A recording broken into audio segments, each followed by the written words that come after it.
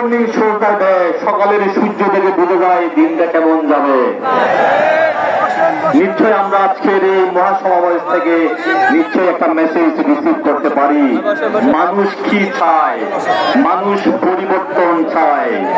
এই পরিবর্তনের রাস্তাটি যিনি স্বপ্নে ধারণ করেন, লালন করেন, যিনি রাত দিন যিনি রাত দিন পরিশ্রম করে যাচ্ছেন, তিনি আর কেউ নয়, তিনি আমাদের এই ভাই, আমাদের এই গার্ডিয়ান, যিনি স্বপ্নদ্রষ্টা, আমাদের আজকে তিনি এত বড় আয়োজন করেছেন।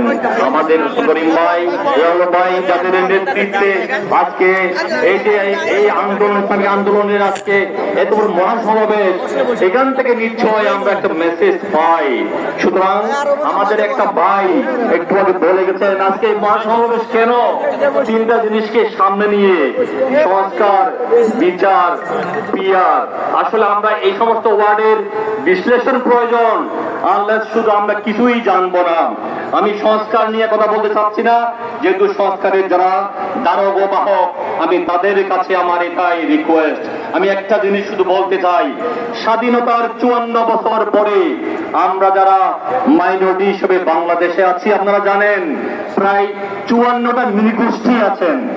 এর মধ্যে 4টা সম্প্রদায়, বৌদ্ধ, হিন্দু, মুসলিম, খ্রিস্টান।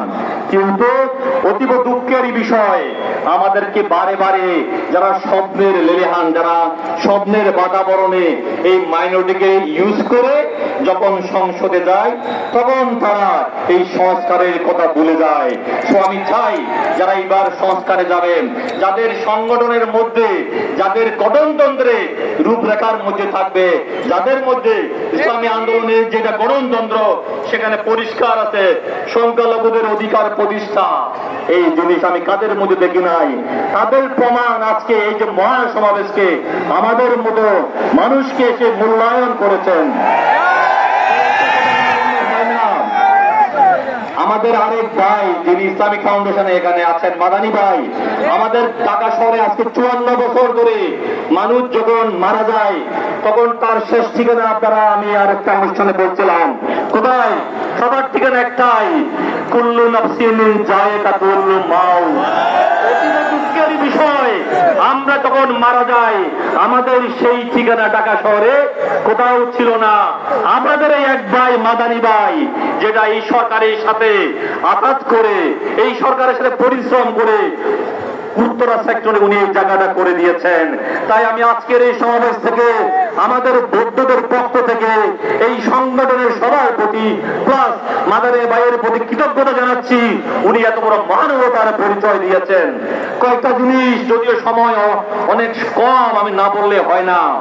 আপনারা দেখবেন স্বাধীনতার 54 বছর পরে আজকে আমাদের যারা বৌদ্ধ মাইনরিটি, এদের সুখ দুঃখ হাসি কান্না বলার মতো কোনো সুযোগ নাই। কারণ যেভাবে ইলেকশন গুলি হয়, আপনারা দেখবেন একাদশ জাতীয় সংসদে যখন ইলেকশন হয়, আপনারা এই আন্দোলনের যে ভোট পেয়েছিল অথচ সেই ভোটে চতুর্থ নম্বরে হয়। কিন্তু দুঃখের বিষয়, ভোট পেলে কি হবে? এই যে শুভঙ্করের ফাঁকি, এই জন্য আমাদের প্রয়োজন প্রপোর্শনের এই যে পিয়ার, এইটা খুব প্রয়োজন। কেন? আমি যদি আমার ভোট দেওয়ার পরে আমার রাইট এস্টাবলিশ করতে না পারি, তাহলে আমার ভোট দেওয়ার কোনো প্রয়োজন নাই। সুতরাং আমরা চাই আমাদের এই গোষ্ঠী যারা বাংলাদেশের 42 লক্ষ বৌদ্ধ বাস করেন, যদি আমরা 1/3 ভোটার হই, আপনি তাহলে আসে কতজন? 3, 14, 42, 2 লক্ষ লোক যদি একটা সিট পাওয়া যায়, তাহলে আমরা 7টা সিট পাই। এই পর্যন্ত আমরা শুধু আমাদেরকে ইউজ করা হয়েছে।